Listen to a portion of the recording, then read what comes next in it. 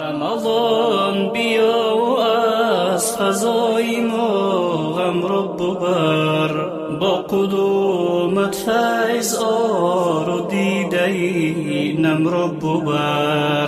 رمضان بیا و از فضای ما غم رو ببر، با قدومت فیض آر و دیده نم رو ببر. بسم الله الرحمن الرحیم. الحمد لله رب العالمین و صلاة و سلام علی سید الانبیاء والمرسلین حبیبنا محمد و علی آله و صحبه اجمعین. بینندگان عزیز گرامی، سلام الله علیکم و رحمته و برکاته. فرارسیدن ماه مبارک رمضان، ماه قرآن کریم، ماه روزه، ماه بخشش گناهان، ماه رسیدن به فوز و فلاح و رستگاری و به بهشت جاودان الهی را خدمت همه شما خواهران و برادران عزیز و گرامی تبریک عرض می کنم. امیدوار هستم که الله سبحانه و تعالی به ما توفیق بدهد که بعد از پایان این ماه مبارک از جمله آن بندگانی باشیم که الله سبحانه و تعالی ما را از آتش جهنم آزاد کرده و نجات داده باشد. با این برنامه در خدمت شما عزیزان هستیم در این لحظه های آسمانی با جناب حضرت مولانا عبدالسلام عابد. جناب مولانا خوش آمدید. اهلا و مرحبا بكم. فرارسیدن ماه مبارک رمضان را تبریک عرض می‌کنم. احترام خود را و مبارکی از این ماه خجسته را برای شما و برای همه مسلمانان، خصوصا بینندگان و عزیزانی که برنامه را دنبال میکنن تقدیم میکنم. خداوند متعال صحت سلامتی دارین را نصیبشان بکنه. جزاکم الله خیر. بینندگان عزیز، همانطوری که میدانید ماه مبارک رمضان یکی از ویژگی های آن تلاوت های قرآن کریم، نمازهای تراویح که در آن در اکثر کشورهای اسلامی ختم قرآن کریم هم صورت میگیرد و اینکه همه ما مسلمانان میدانیم که الله سبحانه و تعالی قرآن کریم، این کتاب جاودان الهی، این معجزه رسول الله صلی الله علیه و سلم را در این ماه مبارک بر پیامبر بزرگوار اسلام صلی الله علیه و آله و سلم نازل کرده است. جناب مولانا، ارتباط ماه مبارک رمضان با قرآن کریم، میدانیم که هر چیزی، هر کسی که با قرآن ارتباط بگیرد دارای یک عظمت می شود. قاری قرآن تاجی از وقار بر او گذاشته می شود. پیامبر صلی الله علیه و سلم قرآن کریم بر ایشان نازل شد، خاتم الانبیا، سید الانبیا شدند و این قرآن کریم کتابی است که به عنوان معجزه جاویدان تا قیامت در جهان باقی خواهد بود. ارتباط ماه مبارک رمضان رو بیشتر اگر بیان بکنید با قرآن کریم. تشکر استاد. پروردگار عظیم برای از که ما زمان را بشناسیم و تقسیم بکنیم زمان را و به مواعید خود خوب برسیم. ارشاد می‌فرماید ان عدت الشهور عند الله 12 شهر. ما برای از که انسان‌ها به مواعید خود و پلان‌های خود خوبتر برسند و زمان را خوب استقلال بکنند، زمان را و این را به 12 ماه برشان جهت رسیدن به مواعیدشان تقسیم کرده. بعد می‌فرماید منها 4 حرم. از این 12 ماه 4 ماه با عزت است که در این ماه‌های با عزت در حقیقت وسیله می شود که انسان بیدار بوده باشه و مسئولیت های خود را در گیتی طوری که شایسته است بداند. ماه مبارک رمضان شامل از 4 ماه محرم نیست. در حقیقت بگم یک ماه عادی خی بود، ولی وقتی که قرآن کریم در این نازل می شود این ماه را برتر می کند از ماه های محرم، جایگاهش گرامی می دارد، چنان عظمت می دهد که الله می فرماید اعوذ بالله من الشیطان الرجیم شهر رمضان الذي انزل فيه القرآن هدى للناس و بینات من الهدى والفرقان فمن شهد منكم الشهر فلیصم. ماه مبارک رمضان ماهی است که قرآن در او نازل شد. انزل فيه القرآن هدى للناس، کتاب عادی هم نیست، برنامه است برای جامعه انسانی، راهنماست برای جامعه انسانی. پس اوجا که مواعید مهم بود برای رفتن به طرف میعاد و به طرف قضایی که انسان باید او را دنبال بکند، اگر این زمان را بشناسی ولی راهنمایی نباشد زمان چی فایده خواهد کرد و کدام طرف شما را سوق خواهد کرد. بنان هدی للناس، قرآن که مایه هدایت است برای جامعه بشری، و بینات من الهدى والفرقان، دلایل واضح از هدایت و وسیله جدای حق از باطل. پس فمن شهد منکم الشهر فلیصم، با پاس گرامی داشته از این قرآن شما این ماه را روزه بگیرید. و تویست که صیام به معنای امساک است از مفطرات ثلاثه، از صبح صادق تا به غروب آفتاب، توأم با نیت. یعنی زبانتان، چشمتان، گوشتان، فکرتان کلا باید مسئولانه باشد. صیامش مسئولانه باشد. چشمت وقتی که میتونه حرام را ببینه ولی نباید ببینه، چرا که در ماه نزول هستی. گوشت میشنوه ولی باید زیبا بشنوه، چیز خراب را نشنوه. یعنی همه امان اوامر و نواهی که در قرآن کریم نازل شده است رو ما باید به شکل ویژه در این ماه در نظر داشته باشیم. قطعا ما باید در نظر داشته باشیم. و از این خاطر است که در ماه مبارک رمضان قرآن نازل شده است. بعد جالب ایسی است که این نزول به معنای دفعی بگیریم یا به معنای تدریجی بگیریم. به معنای دفعی اگر بگیریم، از لوح محفوظ به بیت العزت نازل می شود کلا قرآن کریم، و از بیت العزت در مرور 23 سال به قلب رسول علیه السلام نجما نازل شده است. و یا ای که قرآن از در ماه مبارک در شب لیلة القدر، دو جان انا انزلناه فی لیلة قدر و ما ادراک ما لیلة القدر لیلة القدر خیر من الف شهر. پس رمضان که جایگاه بلند پیدا میکنه در حقیقت از بود قرآن کریم است، به خاطر نزول قرآن کریم. قطعا. و جالب است که یک آیه داریم در سوره مبارکه صافات روی اشاره میکنه، فلا اقسم بمواقع النجوم و انه لقسم لو تعلمون عظیم انه لقرآن کریم. اول خب ببینیم که سوگند وقتی که گرفته می شود، اصلا طبیعت انسانی است که وقتی که صحبت میکنه باید قابل قبول باشه. گاهی در متکلم ضعف است و مخاطب نمیتونه پیامش را قبول بکنه، شک وار میکنه، تردد داره. ما تشویش به ادات تأکید میتونیم گم بکنیم، میگم قطعا، خامخا، مسلما، حتما. گاهی مخاطب در شک است، نمیشود که به ادات تأکید مشکلش حل کنیم، باز مجبور میشیم به قسم رو میاریم، والله بالله تالله. وقتی که ما قسم میخوریم ضعف خود را به نام خدا جبیره میکنیم تا جانب مقابل را به قبول مفاهیم خود وادار بکنیم. ولی وقتی که خدا سوگند میگیرد، در اونجا خود ضعف نیست، میگه قضیه عکس اولا است. یعنی مخاطب ضعیف است، پیام بسیار بلند است. مخاطب باید ظرفیت پیدا بکنه. چگونه ظرفیت پیدا میکنه؟ انگامی که در کون خوب مطالعه بکنه، علمش بسیار شود. پروردگار عظیم از خاطر میگه که فلا اقسم بمواقع النجوم، پس سوگند نمیگیرم به مواقع ستارگان.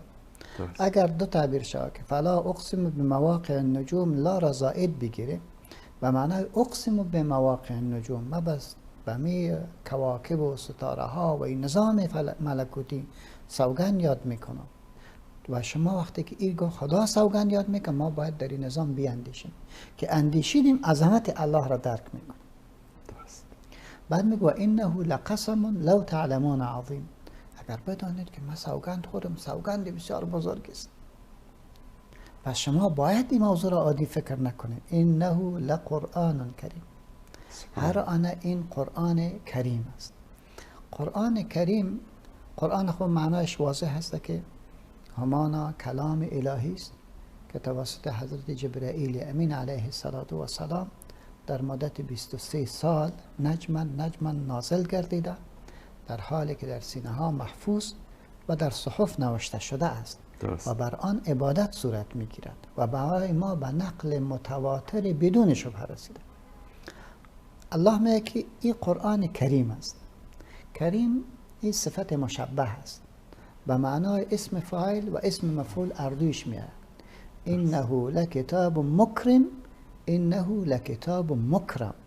قرآن کتاب با عزت است و قرآن کتاب عزت دهنده است.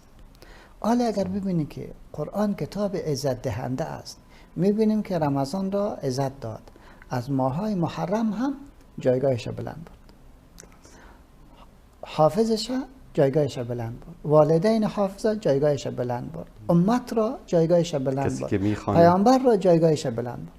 چرا؟ کتاب عزت دهنده است. اگر دیده به معنای قرآن کتاب با عزت است، از خاطر میگه که لا یمسو الا المطهرون تنزیل من رب العالمین افبهذا الحدیث انتم مدهنون. این پیام را باز میده.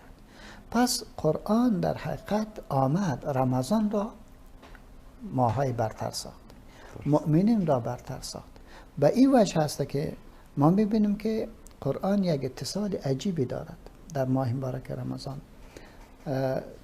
بخاری و مسلم روایت میکنه که پیغمبر کان النبی صلی الله علیه و سلم بود، پیغمبر علیه الصلاة و سلام، که هر شب رمضان جبرائیل برش می آمد و قرآن را مدارسه میکرد. در هر شب.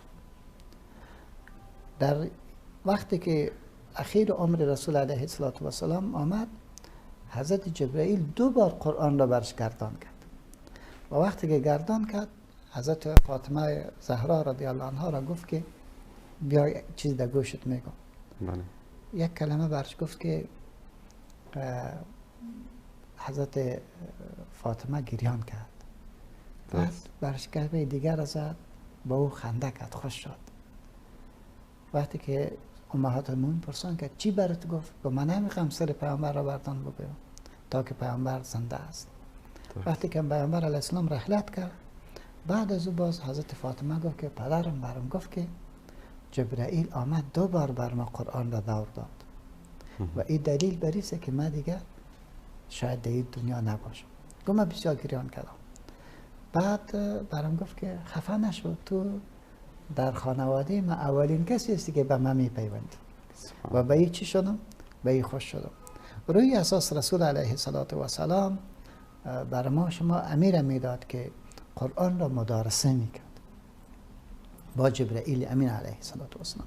استاد یک چیزی که مهم است براتون عرض بکنم است که قرآن همیشه از سینه به سینه انتقال یافته. درست. یعنی مهم نکته پیش مسلمان ها امیست که قرآن را به عوضی که از مصحف بگیره، از یاد به دیگری تیر میکرده. و اون وقت انسان ما میفهمیم که چقدر در قرآن کریم ضعیف هستیم که انگامی که با یک حافظ مجود بشینیم که ما بخوانیم و او غلطی های ما را بگیره. بعد میگه به هر صفحه ما مشکل داریم و علت چیزی که ما میگیم قرآن را مثل که کتاب میخوانیم، خود ما به اسلام میخوانیم. ضرور است که این سنتی که رسول علیه السلام و جبرائیل امین علیه السلام در بین خود داشت و رسول الله صلی الله علیه و سلم با اصحابش داشت، این سنت را زنده بکنیم. هر کسی که هسته، یعنی ایره فکر نکنیم که ما بگیم که ما یک کسی هستم که مولوی هستم قرآن خواندیم و نه، انگاه که ما با یک حافظ قرآن کریم زانو بزنم و برش بگم که قرآنی که من میخوام یک بار گوش کنم، بعد میفهم که من چقدر اشتباه میکنم. یکی از علما بود، یعنی کسی که شاید 8-9 سالی را در دانشگاه اسلامی درس خوانده بود، میگه پیش یکی از استادان تجوید قرآن میگه سوره حمد را خواندم تا یک هفته دیگه میگه سوره حمد گردان میکردم به خاطر اشتباهات تجویدی که داشت. بله. بنا اینجا ما امو سنت را فراموش کردیم. درست. پس ماه مبارک رمضان ما است که یعنی بهترین ماه است که ما امی سنت را زنده بکنیم و دور بدیم قرآن کریم را با اساتید بزرگوار، آنها بشنوند و اشتباهات ما را بگیرن و این سنت را که در حقیقت جبرائیل امین علیه السلام با پیامبر داشت و پیامبر علیه السلام با اصحاب کرامش داشت، ما شما همین را زنده بکنیم و این سنت مفقود شده ای است که ما در رمضان کمتر میبینیم. درست.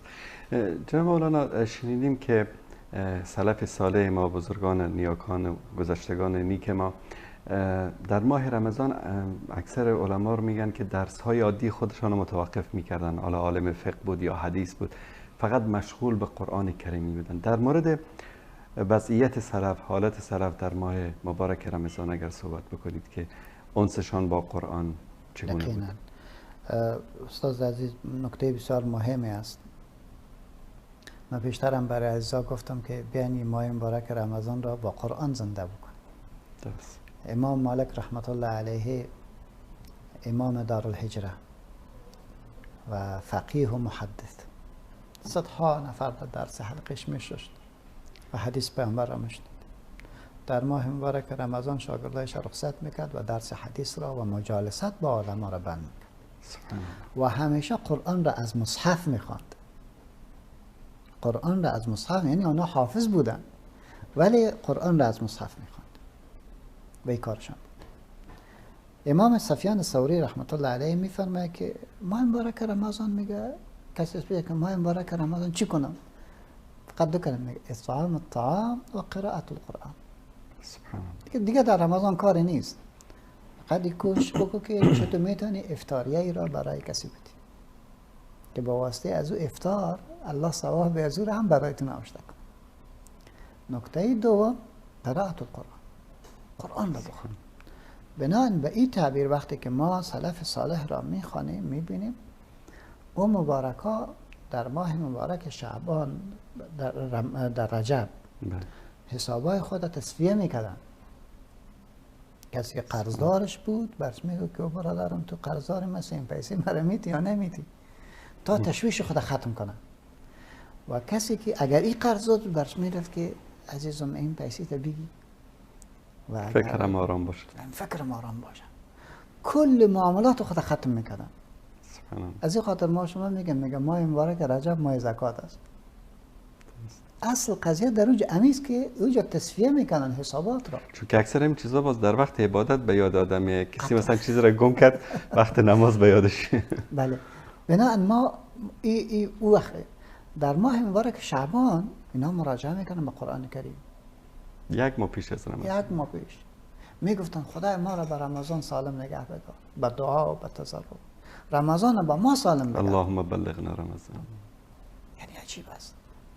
بعد که رمضان داخل میشد اصلا دیگه کاری نبود. اصلا کلا به قرآن کریم خود را منداختن. بنابراین ما از بالا اگه بگیریم، اتو دلیل هم داریم که سلف ما در هر روز قرآن کریم را ختم میکنه. هر روز. بر من یک رقم معلوم شد، گفتم شاید شوه نشوه، شما باور بکنین در یکی از ایام در حرم اعتکاف بودیم، الله قبول بکنه. در جوارم یک جوان یمنی بود. یعنی بعد از نماز عشاء قرآن کریم که شروع میکرد، بعد از نماز دیگر یا قبل از نماز دیگر ختم میکرد. هر روز در روز 10 بار قرآن ختم کرد. یعنی او را من خودم دیدم. بناهن به اهل الله خدا زمان را بزرگ میکنه، اختیارش میده. یعنی انسان فکر بکنه، انسان شخصیت های علمی ما شما داریم که هر روز 100 ورقه نوشته کردن، بعضی کارم داشتن چطوری را تانستن نوشته بکنن. الله به این مردم اما تو وقت میده که 2 بار میتونه که قرآن را ختم بکنه، مثل که امام شافعی رحمت الله علیه یا به امام ابو حنیفه رحمت الله علیه یعنی نسبت داده شده که 2 بار قرآن ختم، روز شب. دوم درجه بود که اونا در هر 3 روز قرآن ختم میکردن. گروه دیگر در هر هفته قرآن ختم میکردن. یک جمعه و دیگر جمعه قرآن ختم میکردن. کسایی بودن که در 10 روز قرآن کریم ختم میکردن. و اما آخر لط انسان خمید یک بار در رمضان باید ختم بکند. و اگر کسی در ماه مبارک رمضان قرآن ختم نکنه، میترسم که تحت وعید الهی قرار بگیرد. ان هذا القرآن، پیامبر میگه که قوم اتخذوا هذا القرآن مهجورا، و مهجورش به معنی متروک، قرآن را پشت سر گذاشتن، نمیخواندن، با اون مراجعه نمیکردن. سلف ما به تلاوت قرآن کریم میپرداختن و جدی را میگرفتن. جناب مولانا در مورد اجر و پاداش تلاوت قرآن کریم اگر یک پرانتز باز بکنیم در این وسط. بله، رسول الله صلی الله علیه و سلم در یک حدیث بسیار زیبای ارشاد می‌فرماید که اقرأوا القرآن فإنه یأتی یوم القیامة شفیعا لأصحابه. قرآن را بخوانید، زیرا قرآن در روز قیامت شفاعت میکنه برای کسایی که اونا را تلاوت کرده و به او مراجعه کرده. بعد میفرماید حدیث دیگه که من قرأ حرفا من کتاب الله، یک حرف را کسی کتاب بخواند فله به حسنه، در برابر یک حرفش الله برش نکی میدهد. و الحسنه بعشر امثالها، یک حسنش با برابری با 10 حسنه میکنه. و یضاعف لمن یشاء. پیامبر میگه لا اقول الف لام میم حرف، میگه ببینید که من نمیگم که الف لام میم حرف است، سبحان الله. ولكن الف حرف و لام حرف و میم حرف. الف حرف است، لام حرف است، میم حرف است. یعنی هر کلمه ای که از قرآن شما میخوانین حرف هجایش محاسبه میشود و هم اقلا برده محاسبه میشود، اقلا برده محاسبه میشود. و یضاعف لمن یشاء، بعد به 700 چون و چقدر بیشتر. حالا اگر ما قرآن کریم را یک بار در ماه مبارک رمضان ختم کردیم، معنی چی میگه؟ مثلا که 10 بار ختم کردی اقلا. اگر هر قدر ادب با قرآن را رعایت بکنی پاداش بیشتر میگیری. ادب یعنی چی؟ یعنی وقتی که ما وضو بگیریم، رو به قبله بشینیم، عطر استعمال بکنیم، 2 رکعت نماز بخوانیم به خاطر بزرگداشت از این کتابی که در دست میگیریم، و با تفکر و تدبر بخوانیم، با زیبایی بخوانیم، با عشق و علاقه بخوانیم، ان شاء الله العزیز که هم صیقل میدهد قلب ما را و هم برکت میدهد در خانه ما و هم برکت در عمر ما، هم برکت در ذهن ما، هم برکت در تقوای ما، همه خوبی ها را ان شاء الله العزیز نصیب میکنه. بناهن قرآن میگه که ببینید کتاب عادی نیست، ذالک الکتاب لا ریب فیه هدی للمتقین. بس وقتی هدایت برای متقی بوده باشه، متقی که را بخونه و هدایتش افزوده میشه. از این خاطر میگه که میگه قرآن که مایه هدایت برای متقی است، متقی خودش متقی است دیگه، به او چرا دیگه باشه؟ میگه از نظر ثبات و از نظر پاداش. ثبات هم برد میده که در قرن 23 قرار داریم، فشارهای عجیب و غریبی در زندگی ماست، هر کدام ما مینالیم. بناهن قرآن بخوان تا خدا ثبات برد نصیب بکنه، استقامت برد نصیب بکنه، فتنه ها و آشوب ها را از تو دور بکنه و از طرف دیگری مقام و جایگاه تا بلند میبره. از این خاطر قرآن را باید بخوانیم. و رب العالمین برای ما شما امیر میگه که پیامبر علیه السلام میگه القرآن و الصیام یشفعان. صیام قرآن چی میکنه؟ رویش برای مسلمان شفاعت میکنه. و جالب این است که یقول الصیام ای رب منعته الطعام و الشهوات بالنهار. ما خیره از به خاطر که روزه هستم منش کرده بودم از خوردن نوشیدنی ها و طعام و لذائذ و از شهوات منش کرده بودم. بناهن فشفعنی فیه، خدای مرا در مورد خطاهایی که اگر کرده باشم مرا شفیع برش قرار بده. شفاعت خو بس یک شای وتر است، با چیز دیگری که همراهش یک دوشه شفاع میشه، 2 دانه. یعنی یک طرف مؤمن است، ایمان است، ولی نمره نداره که کامیاب شود، ناکام است در حقیقت. قرآن صیام امرش یک جا می شود، ظرفیتش میداد، نمره کامیابی برش میده. و پیامبر میگه که قرآن هم نقیم شفاعت میکنه. قرآن هم میگه که و یقول القرآن رب منعته النوم باللیل، اینکه قیام اللیل میکرد، ما خب از خوابش کاستی کرد، خواب کم میکند. فشفعنی فیه، خدای مرا در رابطه به مشکلی که دارد مرا شفیع برش قرار بده. فیشفعان له، اردوی شفاعت میکنه برش. قرآن و صیام شفاعت میکنه. شفاعت کرد یعنی جای جنت میشود، اما مشکلی که داره الله برش حلش میکنه. یک تعبیر دیگه هم در حدیثی جالبی هست که میگه که وقتی که قرآن و رمضان شفاعت میکنه، میگه این شفاعت تنها معنای ورود در جنت نیست، شفاعتش در این میکنه که وقتی که مصیبت برش میآید شفاعت میکنه و مصیبت از پیش دور شود، هم در دنیا و هم در آخرت. فتنه برش برابر شود، شفاعتش میکنه که از فتنه دور شود. درست. چیزی سبب سقوطش میشود، الله متعال به واسطه برکت رمضان و قرآن او را از فتنه ها و آشوب ها نجات میدهد. روی اساس قرآن کریم در زندگی یک مسلمان در حقیقت منهجش است و حیاتش است و وسیله ارتباط زیبایش با خدایش است. بناهن میگن که قرآن کریم کتابی است که رابطه زمین را با آسمان برقرار کرد. این رابطه‌ای که حبل الله، رابطه‌ای که ختم شده بود. حضرت عیسی علیه السلام رحلت میکنه، جامعه به طرف یک گودالی از بدبختی میرود، به حد خرابی میاد که یک نفر به دیگه نفر میاد که جنت فروشی و دوزخ فروشی شروع میشه. درست. از دین یک هیولایی ساخته میشود که مردم حیران میمونه که یعنی چی کنیم؟ قرآن آمد و رابطه انسان را با خالقش، رابطه انسان را با خودش و رابطه انسان را با مخلوق تنظیم کرد. روی این اساس الله میگه که فمن شهد منکم الشهر فلیصم. کسی که این ما را گیر میکنه جهت شکران نزول قرآن باید روزه بگیرد. یک چیزی که بسیار مهم است استاد، که فضای رمضان یک فضای عجیبی است. الله متعال دروازه های جنت را باز کرد. درست. الله متعال دروازه های دوزخ را بسته کرده است.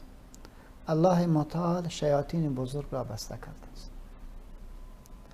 در همچو فضایی که هر طرف بروی تو خوبی ها را میبینی، زیبایی ها را میبینی و در ایتو یک ایام کسی قرب الله حاصل نکنه، یقینا که مورد حدیث یا دعای جبرائیل قرار خواهد گرفت. رسول الله صلی الله علیه و سلم در نماز جمعه وقتی که یک پرتش پای خدا گذاشت گفت که اللهم آمین، در دیگهش گذاشت اللهم آمین، در دیگهش گذاشت اللهم آمین. صحابه بعد از همه پرسان که یا رسول تو یک کاری که قبل نیر انجام نمیده. درست. گفت جبرائیل برام گفت که بعد من ادرک والديه عند الكبر احدهما او كلاهما ولم يدخل الجنه. از رحمت خدا دور باشه و انسانی که پدر و مادرش در سفیدی گیر میکنه و دعایش نمیگیره که مستوجب جنت شد. و من گفتم آمین. بعد برام گفت که دور باشد از رحمت خدا او انسانی که رمضان را گیر میکند ولی داخل جنت نمیشد. بعد من ادرک رمضان ولم یغفر له. از رحمت خدا دور باشه و انسانی که رمضان را مییابد ولی گناهش بخشیده نمیشه. در این دو ایام چطور بخشیده نمیشه؟ و بعد من ذکرت عنده ولم یصلی علیه. نام ما گرفته میشه و درود نمیگه. اللهم صل علی محمد.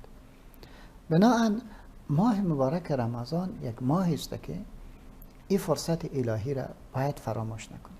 یک حدیث زیبایی میگه که دو برادری بودن. یک برادرش بسیار زیاد ذکر و عبادت هم کرد و در مبارزه شهید شد. برادر دیگهش که باز مسلمان شد، یک سال سپری کرد، بعد از یک سال وفات کرد. حضرت طلحه رضی الله عنه خواب میبینه ایاردیشه که برادری که شهید نشده جایگاه از او بسیار بلند است نسبت به برادری که شهید شده، در حالی که ما خب باور داریم که جای شهدا بسیار بسیار بلند است. درست. آمد خواب خود را به پیامبر علیه السلام گفت. رسول الله صلی الله علیه و سلم برش فرمود که این برادرش رمضان گیر نکرده بود. گفت بله.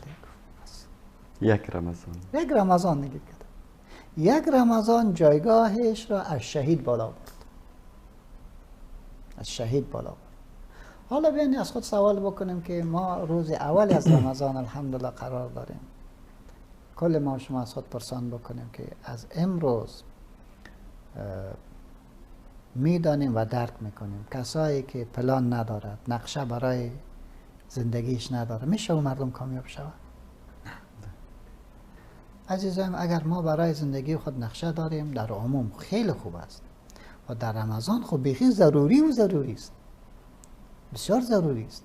پس چقدر زیبا خواهد بود که ما چند تعهد داشته باشیم. اولی که یک دیگر را ببخشیم، از سینه خود کینه و کدورت را ختم بکن، در سینه خود به هیچ کسی بدی نداشته باشیم، بگم خدایا همه را به خاطر خدا بخشیدیم. این اول کار ما. دوم بگم خدایا من میدانم که چقدر گناهکار هستم و درک میکنم، چقدر ناسپاس هستم در مقابل نعمت های. یا الله مرا ببخش و مرا عفو بکن، خطاهای مرا برام ببخش و از فیوزات از این ماه باعزت مرا گرامی بدار. این دوم نکته. سومی که در عمل ثابت بکنیم که باید قرآن را بخوانیم. اگر در دفتر هستیم سر میز خود قرآن را بگذاریم، وقت پیدا کنیم فوراً قرآن بخوانیم. در خانه وقت از خواب خود کم کنیم، قرآن بخوانیم. و در پهلوی از کی کار میکنیم؟ در زبان خود را به ذکر الله متعال تر داشته باشیم، چی اذکار صبح و شام بوده باشه و چی در نماز اذکار دقیق کنیم. ببینید استاد، در نماز اگر ما پیامبر خدا علیه السلام میفرماید صلوا کما رأیتمونی اصلی، نماز بخونید که ما خواندیم. پیامبر علیه السلام به حسب حدیث که حضرت عایشه رضی الله عنها روایت میکنه، میگه بعد از اینکه سوره مبارکه اذا جاء نصر الله نازل شد، پیامبر را ندیدم مگر که در رکوع و سجدهش ایره جای میداد. سبحان ربی العظیم ربنا و بحمدک اللهم اغفر لی، سبحان ربی الاعلی ربنا و بحمدک اللهم اغفر لی. پیامبر علیه السلام در رکوع میخوان سبحان ذی الملک و الملکوت، سبحان ذی العزة والعظمة والهیبة والقدرة والجلال والجمال والکمال والکبریاء والجبروت، سبحان ملك الحي الذي لا ينام ولا يموت، سبوح قدوس ربنا و رب الملائکة والروح. پیامبر علیه السلام در از رکوع که بلند میشه میگه سبحان ربی الاعلی ربنا و بحمدک اللهم اغفر لی، سمع الله لمن حمد ربنا ولك الحمد حمدا كثيرا طيبا مباركا فيه. پیامبر علیه السلام در دمبین جلسه میگفت که استغفر الله استغفر الله استغفر الله. پیامبر علیه السلام میگه اللهم اغفر لی وارحمنی واهدینی وعافینی واجبرنی. پیامبر علیه السلام وقتی که از صبح نماز خود میرفت در راه میگفت که ایره تکرار میکرد اللهم اجعل فی بصری نورا و فی اذنی نورا و فی لسانی نورا و عن یمین نورا و فی شمال نورا و من فوق نورا و من تحت نورا و فی قدام نورا و من خلف نورا، اللهم اعظم لی نورا اللهم اجعلنی نورا. پیامبر ایره میگفت. پیامبر معصومی که همه گناهانش بخشیده شد. سبحان الله. ایره پیامبر اصلا میگفت و میگفت. پیامبر علیه السلام وقتی که یعنی نماز میخواند در نمازش دقیق بود، سلام دار میداد الله اکبر استغفر الله استغفر الله استغفر الله اللهم انت السلام و منك السلام تبارکت ربنا و تعالیت یا ذا الجلال والاکرام. این عجیب است این دعا. استغفر الله میگه خدای نماز خو ما خواندم، خو نماز تو نمازی نبود که باید مستحقش تو هستی. بسیار کوچکی دی نماز. خدای مرا ببخش که نام نماز رو خواندم، خوش نمازی که باید میخواندم نتانستم. ما عبدت حق عبادت. استغفر الله استغفر الله اللهم انت السلام. بار اله تو سالم هستی از هر عیب و نقص. ما خو انسان هستیم، از ما خطا میشود. و منک السلام. گاهی جایی چی صحیح میکنیم خدای او سلامتی هم از توفیق تو است، از برکت است. یا ذا الجلال والاکرام. ای صاحب شکوه و جلال. ولی ما که نماز میخوانیم از خود سوال بکنیم که چی میگه؟ حدیث رسول الله را زیر پای میکنیم، از خود چیزا را جور میکنیم. درست. جناب مولانا ایده‌ای هستند که حالا در ماه مبارک رمضان شیاطین جنی را الله سبحانه و تعالی به قول زنجیر میکشد، اما میبینیم که اکثر کانال های تلویزیونی، رسانه ها در ماه رمضان برنامه های ویژه‌ای دارند، از افلام و افلات موسیقی و برنامه های سرگرم کننده و اینا. متاسفانه انسان هایی هستن که شما در شروع صحبت ها فرمودید که روزه گرفتن تنها نیست که انسان شکمش گرسنه باشه، مثلا شب تا صبح مشغول همین یا در سوشال میدیا یا در کانال های تلویزیونی هستن و طول روزم میخوابن، شاید بعد از نمازها هم قضا بشه. یعنی کسانی رو دیدیم که واقعا به این شکل زندگی میکردن و افطاری هم میکنن، سحری هم میخورن. نصیحت شما برای این طبقه از انسان هایی که از این فیض بزرگ، از این نعمت بزرگ محروم هستن؟ اول خو هر انسان اگر در یک جایی که ملوث است قرار بگیرد ممکن نیست که در اوجا آسیب نبیند. درست. از این خاطر است که رسول علیه السلام برای ما شما چند نصیحتی میکند. یک جا میفرمه که یحشر الناس یوم القیامه مع من احب الیه. در روز قیامت الله انسان را با او کس حشر میکنه که او را دوست دارد. ولی میگه فلینظر من یخالف، باید ببینه که با کی دوستی میکنه. هرگاه دوست انسان خوبی نباشد اثرات شومی از او بر انسان می آید. عزیزایی که اونها در ماه مبارک رمضان و یا غیر رمضان مجالس غلط را دنبال بکنه، چی تلویزیون بوده باشه و چی رفقای سو باشد، اثرات شومی از اونها بر بالای از این نفر است. پس اول نکته که ما باید را انجام بدیم همیسته که در رمضان خصوصا و در غیر رمضان از انسانایی که اونها ذکر آخرت را به ما نمیدهد بلکه از خدا ما را دور میکند، از دین ما را دور میکند، مجالستی از اونها و رفاقت با اونها را از خود دور کنیم. و دوم ای که انسانایی که همچو ابتذال را اجازه میدهد این دلیل واضحی است که این انسانها را خدا دوست ندارد. پس از خود پرسان بکنه که چرا این رقم شدیم که خدا مرا دوست ندارد و عاملش هم مجالس فاسد، رفقای فاسد و خوشگذرانی هایی که خلاف ارزش اسلام است.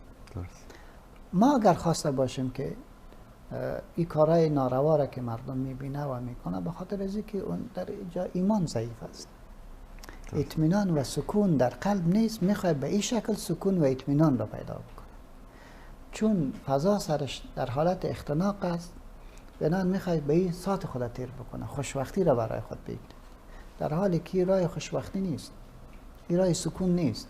راه سکون است که انسان در استقامتی که قرار داشته باشد او را پیدا بکنه، در مسئولیتی که برش آفریده شده به او را برود.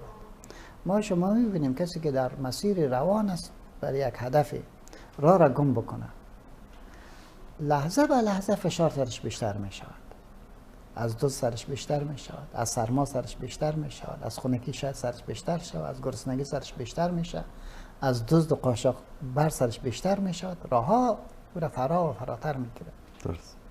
بناهن اگر اینا دوستا را بگیرن و راه را بلد شود، این سفر باز مزدار برش می شود، زیباتر برش می شود.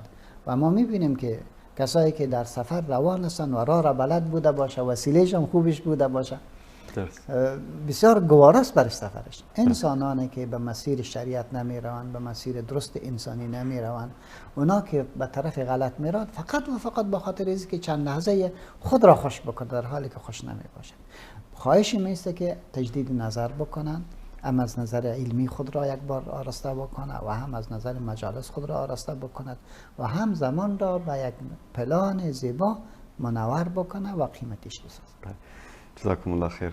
تشکر شما. یک میان برنامه کوتاه با اجازه شما ببینیم و بعد از اون دوباره برمیگردیم در خدمت شما بینندگان عزیز و گرامی خواهیم بود با برنامه‌های لحظه های آسمانی. در خدمت شما عزیزان هستیم، با ما همراه باشید. رمضان بیا و از فضای ما غم رو ببر، با قدومت فیض آر و دیده نم رو ببر. رمضان بیا و از فضای ما غم رو ببر، با قدومت فیض آر و دیده نم رو ببر.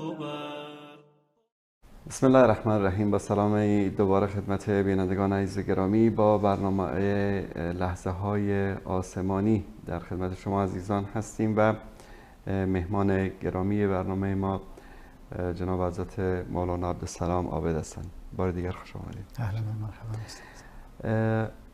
یک موضوعی رو که در موردش میخوایم صحبت بکنیم، قضیه بلاهای طبیعی که در این روزها در خیلی از کشورها در افغانستان هم زلزله آمد دیشب پریشب، در ترکیه و در خیلی از کشورها انسان‌های فقیر مستمند زندگی می‌کنند. چگونه ما می‌توانیم از این فرصت ماه مبارک رمضان که انسان قرآن می‌خواند، نماز می‌خواند، از اونها دستگیری بکنیم، کمک به مستمندان، به فقرا، در سیرت پیامبر صلی الله علیه و سلم و سلف صالح ما چگونه بود؟ تشکر استاد. یک حدیث مشهوری داریم از رسول علیه السلام، حضرت عبدالله ابن عباس و امیر حضرت عایشه ان شاء الله روایت میکنه کان رسول الله صلی الله علیه و سلم اجود الناس. پیغمبر علیه السلام جوادترین انسان ها بود. به حد جوادی بود که چیزی که داشت او را میداد بدون از اینکه چیزی را بر خود نگاه بکنه. حتی مشرکین میگفتن که محمد چنان میداد که انگار اصلا از فقر نمیترسه. سبحان الله، سبحان الله. بعد از او باز میفرمایه که و کان اجود ما یکون فی رمضان. بسیار زیاد که جودش، سخایش زیاد دیده میشد. میگه در وقتی بود که رمضان داخل میشد. و انا حین یلقاه جبریل، و در وقتی که جبرائیل او را مدارسه تلاوت میکردن بسیار زیاد متوجه بود. و فلا رسول الله صلی الله علیه و سلم، پیامبر علیه السلام اجود بالخیر من ریح المرسله. پیامبر علیه السلام از باد تند هم در جود و کرم تیز می‌وزید. چطور یعنی ریح المرسله؟ باد سریعترین حرکت است در حرکات. یک. دوم، شمال و بادی که میای استاد این را قبول نمیکنه که اینجا آدم متقی است، اینجا آدم پرهیزگار است، یا آدم جور است، یا آدم ناجور است، کافر است، قوم است، کافر است، مثلا که اینو برای کلگی میخورد. یعنی در رمضان سخا باید تو باشه که پرسان نکنی که تو مستحق هستی نیستی. سبحان الله. تو سخا بکو، با همگی بده. تو افطاره را تیار بکو، خودت در مسجد ببر و پیشوری هر انسان بگذار. الله کل پاداش نماز، روزه و حج کل از بر تو میده. به یک خرمایی که میدی، به یک بولونی که میدی، به یک آب پاکی که میدی. روی اساس ماه مبارک رمضان ماه جود است. از این خاطر حضرت سفیان ثوری میگه رمضان یعنی چه؟ اطعام الطعام و قرائت القرآن. خلاص میکنه. یعنی آیا اجر ثواب صدقه مثلا اعمال خیر در رمضان بیشتر از ماهای دیگر است؟ قطعا قطعا. همه چیزش متفاوت است. رمضان هر چیز را متفاوت میکنه. نوافل تا به فرض تبدیل میکنه. اما پاداش که فرض میکنه از نوافل گرفته میده. بنابراین زیبایی است که ما در صدقات خود، در جود خود، در کرم خود چنان بیافزاییم که پرسان نکنیم که کی است. شما داده برید. هر کسی که شما افطار بتین الله پاداش بر شما میده. از این خاطر عزیزای مگر خصوصا اول توصیه ما برای خواهرای ماست که اینها نیت خود را درست بکنن. همه طعامی که تیار میکنن، چی برای سحری، چی برای افطار، به خاطر خدای را بکنه. صاحب از شوهرش، از خسرش، از خانوادهش و هر میمانی که را میخوره کل پاداش برای خواهرها داده میشه. جناب مولانا یک نکته مهم به یادم آمد. متاسفانه خیلی از خواهران ما در همان اوقات استجابت دعا، اوقات ذکر مشغول هستند در آشپزخانه. یعنی رمضان تبدیل شده به یک ماه پرخوری. در غیر رمضان اگر 2 نوع غذا سر سفره باشه، در افطار شاید 10 نوع غذا را آماده بکنن. یعنی از بعد از ظهر که مشغول میشن در آشپزخانه تا که اذان ملا اذان میده و اینا هنوزم در آشپزخانه هستن. نصیحتی هم برای خانوما و هم برای شوهرانی که شاید استاد من میگم یعنی کوشش بکنن که قرآن بخونن، ذکر بکنن، 2 کار برش میکنن. غذا بپزن. غذا نمیشه. هم غذا بپزن، هم قرآن را گوش کنن. درست. هم غذا بپزن، هم ذکر الله را بکنن. بله. هم غذا بکنه، هم دعا بکنه. و این کار را بکنه، باور بکنن که پاداش هر کسی که افطار از اینا را میخوره الله برش میده. اما در حد اعتدال. ولی طبیعی که اعتدالم باید رعایت بکنه. اعتدالم رعایت بکنه. ولی مهم نقطه ای است که اگر چیزی را تیارم میکنه به خاطر بزرگداشت رمضان است. حدیثی از رسول الله صلی الله علیه و سلم کسی که میگه روزداری را افطار بدهد مانند حج و پاداش او را میگیرد در صورتی که از اجر و پاداش او چیزی کم نمیشه. هیچ چیز کم. از این خاطر من عرض کردم گفتم وقتی که لقمه کیان تیار میکنن اگر شوهرش بخوره، شوهرش حافظ باشه، قرآن خوانده باشه، تلاوت کرده باشه، ذکر کرده باشه، انفاق کرده باشه، کلش در اکانت از اونم نوشته باشه. زیرا عید افطار داد. این دهنی که بند بود این به واسطه طعام ازی باز شد.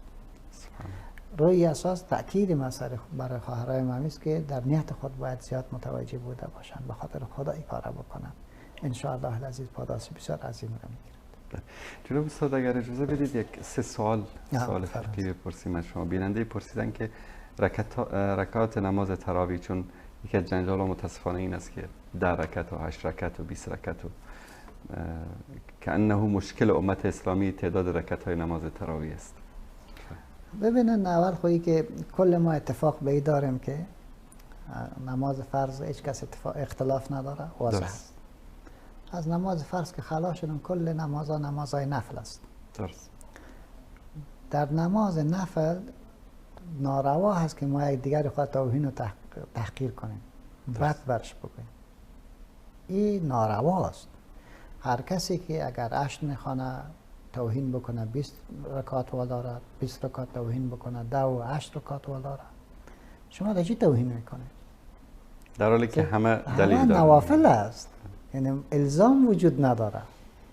الزام وجود نداره. درست. پس در یک شی که خدا و پیامبر سرش لازمی نکرده، ما چیکار هستیم که سر مردم لازمیش میکنیم؟ اگر تشویق میکنیم، ترغیب میکنیم، ترغیب خو به توهین و به تحقیر و به دشنام دادن نمیشه. درست. توهین ترغیب خو به محبت و به مواسات و به شیرینی و به احترام میشه. درست. روی اساس ماه مبارک رمضان ماه مواسات است، ماه تلاوت قرآن است، ماه عبادت است. بله. کوشش بکنیم ترغیب بکنیم. بله. ترغیب بکنیم. پس کسایی که 8 رکعت میخونن من برش میگم که اگر 20 رکعت بخواین نارواست، میگن نه. خب کوشش بکن که این رمضان را با عبادت سپری بکنی، 20 رکعت بخون. ده خیرت است. اگر استدلال آورد که ولی اوجا غلط میخونه خراب، خود تو صحیح بخون. بعضی که در مساجد خارج میشن از صفوف بعد از 8 رکعت، نصیحتتون برای اونها چیست؟ من میگم که نوافل را بخوانن به شکلی که پاداش بیشتر بگیریم. درست. از خیر از این ما باید کسی محروم نماند. رسول علیه السلام در حدیثی که جمع از محدثین روایت کرد، امام ترمذی و احمد بیهقی، میگه من قام مع الامام حتی ینصرف. کسی آمد در نماز استاد شد با امام تا ای که امام نماز ختم کرد، تا او همراه استاد شد، کتب الله له القیام اللیل. بعد از خدا برش قیام اللیل نوشته میکنه. پس برادرای عزیزای ما که 8 رکعت میخونه و امام اعلام میکنه حتی ینصرفه نشد، از اجر بزرگی از اجر بزرگ خود را در حقیقت محروم کرد. و پیامبر میگه که من قام مع الامام حتی ینصرف کتب الله له القیام اللیل. پس امام که منصرف میشه، امام دعا میکنه که نماز ختم میشه. خوب ای است که ما شما تلاش بکنیم که نمازها را صحیح بخوانیم. و یک چیز بسیار مهم ذهن محمد استاد خیلی کوتاه اگر چون اشاره میکنن که همین علمای گذشته که بود به ما بسیار زیاد زیبا تحلیل کردن. درست. اونا خب مردم رو وادار کردن که 20 رکعتی بخونه، ولی ما چرا تلاش میکنیم که 8 رکعتی سرش مردم 20 رکعت میخوادن به تشویق من دیگه باید تشویق بکنم به حضورم در اونجا، استاد شدنم در اونجا، به کسی که میخوام سنت را رعایت میکنم. درست. جناب استاد، خانومی که حامله است و حالت تهوع و استفراغ دارد روزه بگیرد یا نگیرد؟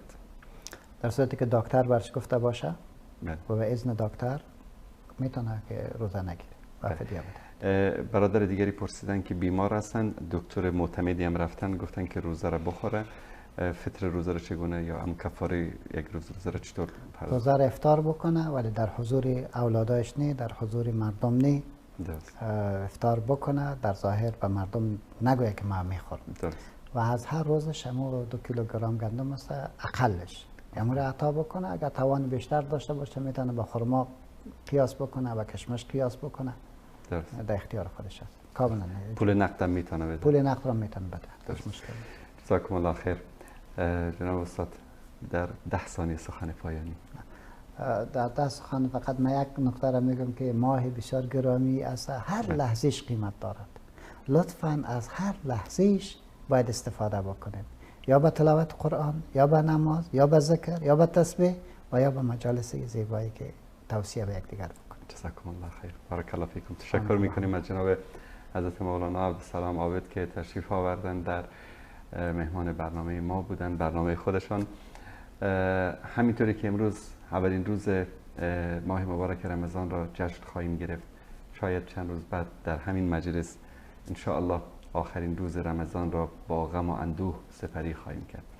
پس از این فرصت کوتاه و از این زمانی که الله سبحانه و تعالی واقعا رحمت و مغفرت و بخشش الله سبحانه و تعالی به دنبال بهانه می‌طلبد، بهانه رحمت و مغفرت الله سبحانه و تعالی این ماه بزرگ است، ماه رمضان. از این فرصت طلایی استفاده کنید. و صلی الله علی سیدنا و حبیبنا محمد و علی آله و صحبه اجمعین. و السلام علیکم و رحمت الله و برکاته. جزاکم الله خیر. رمضان بیا و از فضای ما غم رو ببر، با قدومت فیض آر و دیده نم رو ببر. رمضان بیا و از فضای ما غم رو ببر، با قدومت فیض آر و دیده